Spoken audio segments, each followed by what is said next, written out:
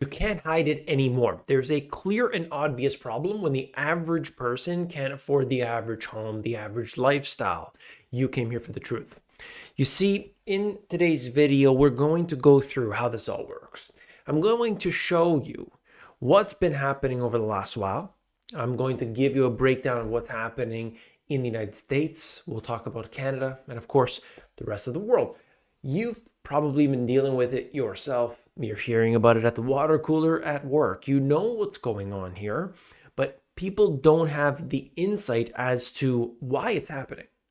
We like to point our fingers in one direction or the other, but of course, there's only a very small group of people that control what happens to you in your life.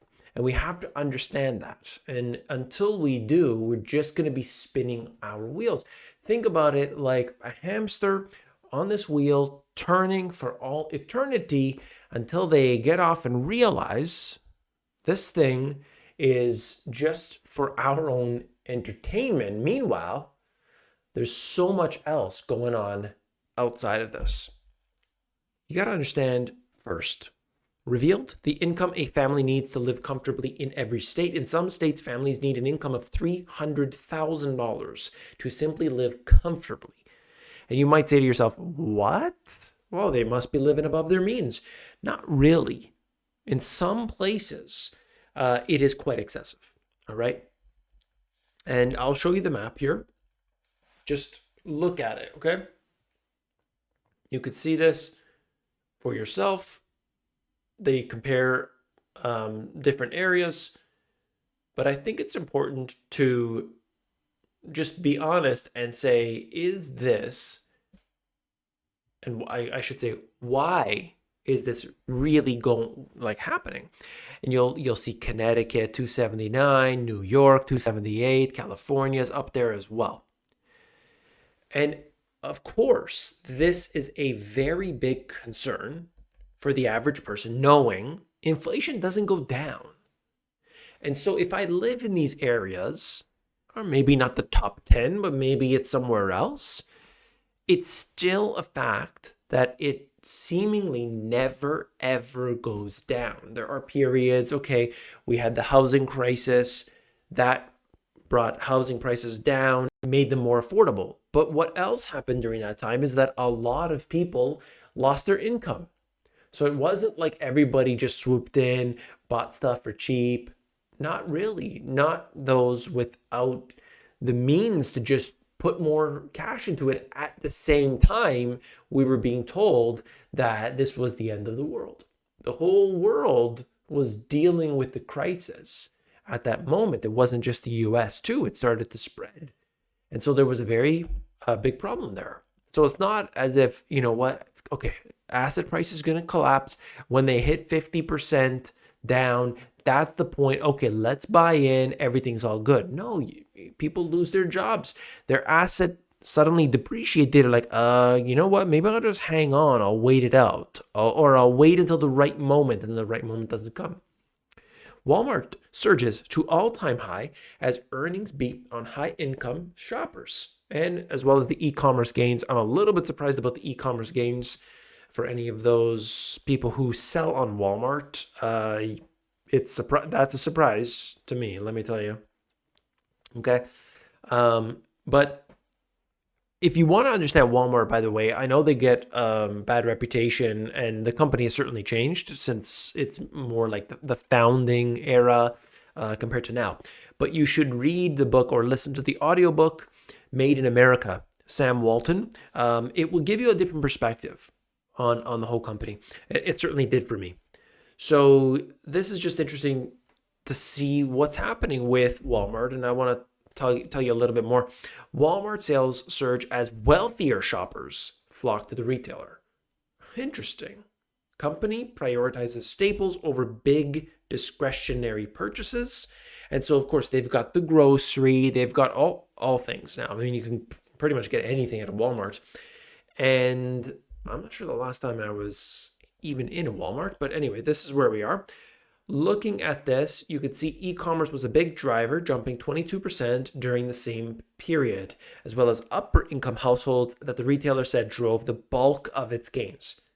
Now, what's happening, if you take that and understand what's going on here, e-commerce, that means less shoppers in the stores potentially.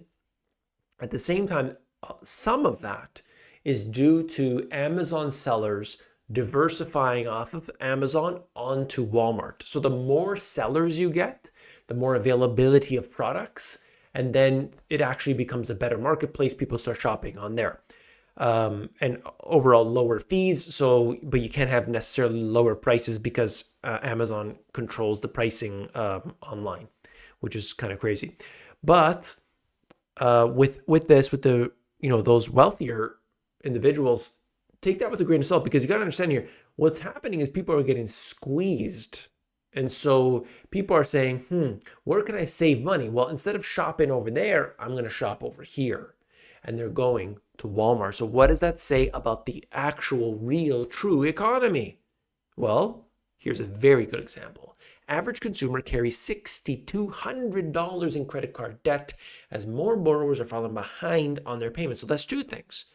$6,000 on carrying that balance, 20% plus interest rates, all right, as well as delinquencies rising. That is a problem. On top of that, you got the student debt. On top of that, you've got any other expenses that these people might have. This is the type of thing that you can't just sweep under the rug. You can't do that. Now, people try to do that. Hey, let's pay one credit card off with the other credit card. Let's do these, balance transfers and everything. It catches up to you. I understand some people, you're in dire straits. You do what you got to do. There's no question. Do what you got to do. But I'm just showing you this from the economy. And, that point of view, it is very clear that the consumer is hurting. And it's not just the consumers, making very little. It's going up the line, because if you saw Connecticut and New York and California, all of these places, it's also super expensive. So unless you're earning way above the average in your own area, you're going to be in trouble. And that's an unfortunate thing. But hang on, okay? I'm telling you this for a reason, okay? So let's look at some more stats. The charts, you love the charts. I know that's what you came here for. You could see this is the World Food Price Index going up just recently after coming down, down, down. Now it has risen a little bit, and we'll see if that trend continues. It is near a record high, all right? If you exclude what happened in 2022. And looking at this, it is never a good thing to see it, because we could have global instability. We could have a lot of problems. At the same time, we break that down into Thailand white rice, which is, obviously feeding a lot of people, rice in general. And this is now surging to a point at which we haven't seen for a very long time. So hopefully, we want to see slow and steady rises, if anything, okay? But when we get surges, that causes instability and chaos. So let's keep our eyes peeled on that. I look at Lululemon, I look at Under Armour and Nike and all these big brands. What happened during 2020, they ordered way too much. That stuff just sat around. They had to liquidate it. They dealt with some problems. Now Under Armour, the company, has to restructure. And this is all part of that, okay? There isn't enough demand. People don't have as much disposable income as they did before. So we're seeing those little signs, those pockets are certainly there. This is a highly politicized article, but I just want to show you inflation hits 20% under Biden, pushing small businesses to the brink. Now, we're seeing it all over the place. This is just to be clear, a cumulative 20%. You go through this and understand that certainly prices have been rising. They've been rising for a long time.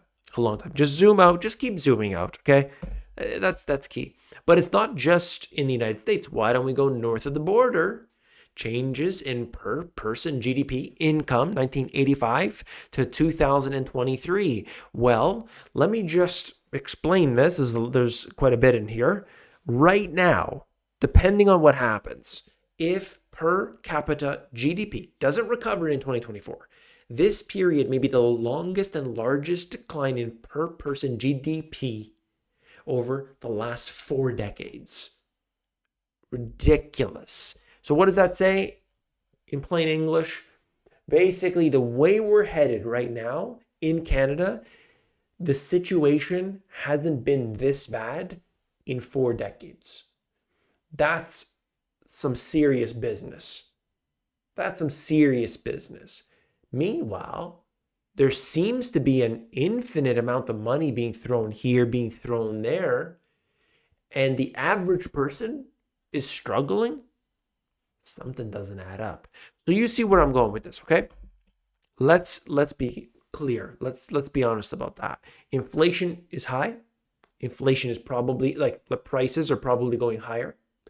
Who is responsible for this? The central banks, the government, for pumping all that cash in. What can you do about it? Number one, financial education. How do you get financially educated? The easiest way is Compass. It's totally free. Look, it's over my shoulder each and every day. That's Compass, totally free. themoneygps.com/Compass. Totally free. You get that financial education. That's your base. Okay. Then I have playlists, all free, on my YouTube channel. How to make money, all kinds of stuff. Everything from growing microgreens to, online methods, like all kinds of that stuff. Okay. So don't just say, I don't know how to do this. There are many ways. I talk about that in my live sessions as well, like more in-depth stuff. But this is for you to have your base knowledge. Okay, you have your base knowledge. Now what can you do? You got to look at your personal career, where you are right now. Is this a future? Let's say, is it good for the next 5 years? Is it good for the next 10 years? Be honest with yourself. If you think yes, it is, can you still move up the ladder? Can you get enough raises that you're going to be doing okay, assuming inflation just keeps heading higher?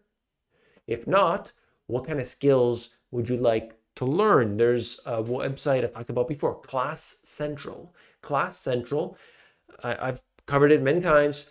I'm not affiliated with them. I just bring it to you because I want to bring you what I can. Any information that I have, I bring that to you. There's no gatekeeping here, none of that.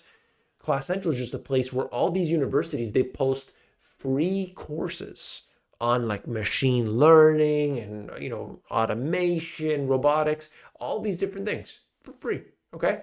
Of course, they want you to get into it, so then you'll go to them and you'll be interested in what else they have.